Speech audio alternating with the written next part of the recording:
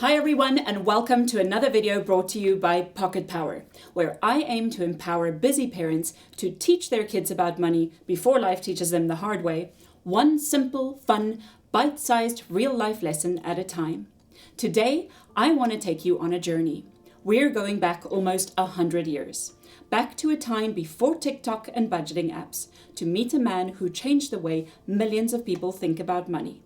A man who believed money should be simple, that everyday families deserved to understand it, and that financial wisdom should be accessible to absolutely everyone. His name was George Samuel Clason, and if you've ever heard of The Richest Man in Babylon, that iconic little book with countless covers over the years, that was him. And today, I want to tell you who he was, why his ideas spread like wildfire, how his teachings shaped generations, and why, almost a century later, we still need them more than ever. And yes, how Pocket Power is continuing that mission in a way that is modern, simple, habit-based, and designed for our kids. So let's dive in. George Clason was not a banker, he wasn't an economist, and he wasn't a professor. He was a businessman, a map maker, a soldier, and a writer. Most importantly, he was a man who believed money shouldn't feel like an intimidating mystery. He lived through success and failure. He founded the Clason Map Company and published the very first road atlas of the United States. He served in the Spanish-American War. He ran multiple businesses. And the part that shaped him the most is that he struggled financially, repeatedly. He built businesses and lost them during the economic downturns leading up to the Great Depression. He went bankrupt and had to start over from nothing. He lived through periods of unstable income and watched friends and fellow entrepreneurs lose everything because they didn't understand the basics of saving, planning, and managing risk. And he realized something powerful. Most people weren't struggling because they were irresponsible. They were struggling because no one had ever taught them how money actually works. So he decided to change that. He started writing short pamphlets, simple stories set in ancient Babylon, and this choice was very intentional. Babylon was a real place, one of the earliest great civilizations in human history, located in what is now modern-day Iraq. It existed nearly 4,000 years ago, long before modern banks, long before credit cards, and long before our current financial systems. Babylon was a center of trade, engineering, law, and wealth. It had organized commerce, lending practices, written contracts, and systems for managing money thousands of years before the modern world. By setting his stories there, Clason was making a powerful point. The rules of money are not new. They are ancient, human, timeless. The same principles that helped people build wealth 4,000 years ago still apply today. These stories were filled with practical financial wisdom, and he wasn't trying to sound smart. He was trying to make other people feel smart, and that was his genius. He offered these parables to banks and insurance companies to hand out for free, and they loved it. They loved it because everyday people understood them. The stories made money approachable, and the lessons encouraged saving and planning, which benefited everyone involved. Banks wanted customers who could manage their money well. Insurance companies wanted clients who understood protection and foresight. And families were hungry for guidance. Think about how rare that is. A financial teaching tool that bankers, insurers, employers, and everyday families all agreed on. That's trust. That's clarity. That's impact. As the pamphlet spread, people wanted more. More stories, more lessons, more guidance. Families shared them at the dinner table. Employers gave them to their staff. Banks requested them in bulk. The demand grew so much that in 1926, Clason collected the most powerful parables and turned them into a book, The Richest Man in Babylon. When it was released, there were no marketing campaigns, no influencers, no PR teams. It spread through word of mouth, and people loved it. Banks handed it out like candy.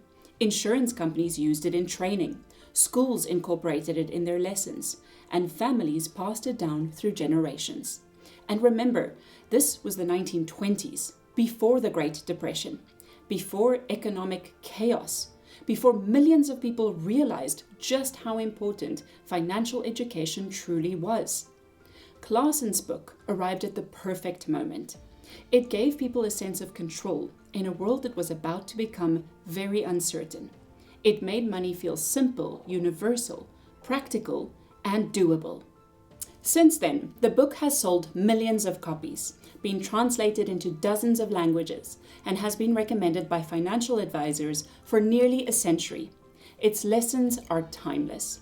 Pay yourself first. Control your spending. Make your money work for you. Avoid bad debt. Protect your money. Plan ahead and build your skills. And yet, despite all this wisdom, we still have adults who feel anxious about money, families who don't talk about it, kids who learn math but never learn money, and parents who feel unprepared to teach it. Why? Because financial confidence doesn't come from information. It comes from habits, conversations, practice, and experience. Clason gave the world the wisdom, but most of us never had a simple, family-friendly way to bring that wisdom to life from childhood. That's where Pocket Power comes in. I see exactly what Clason saw. People want to prepare their kids. Families want calm, confidence, and clarity around money.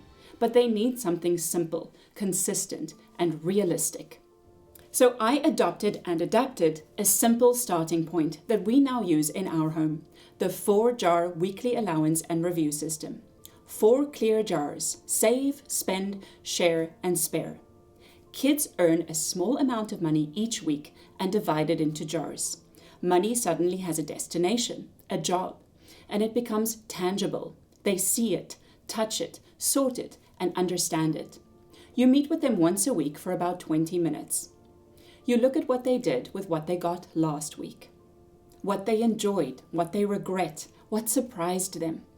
Then you look forward together at what they plan to do next. You celebrate wins, reflect on mistakes, and set intentions.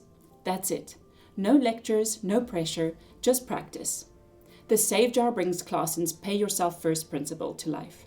The spend jar teaches real choices and trade-offs. The share jar builds generosity without guilt. And the spare jar teaches resilience by planning for the unexpected, because life happens. This allowance is not payment for chores. It's practice money. Chores are family responsibilities. But earn jobs teach value creation. Kids learn that money comes from solving problems that other people are willing to pay for, which means building skills and effort. All of this comes together during your weekly review, where kids learn to think like someone who's in charge of their money. This is Babylon's wisdom brought into your home, not once, not someday, not at age 18, but every single week. If this message resonates with you, I want to make it easy for you to start. You can download my free allowance starter kit, dive into the step-by-step 4-jar ebook, or join me in my full video course where I guide you through everything. Everything is in the link below. Clason changed lives by showing money doesn't have to be complicated, and you're doing the same for your children. This journey is simple, joyful, powerful, and it starts with one weekly habit. Like and subscribe for more videos like this. Comment below if you have any questions. Follow the link to my guidebook and video course and start the 4-jar weekly allowance in your home today.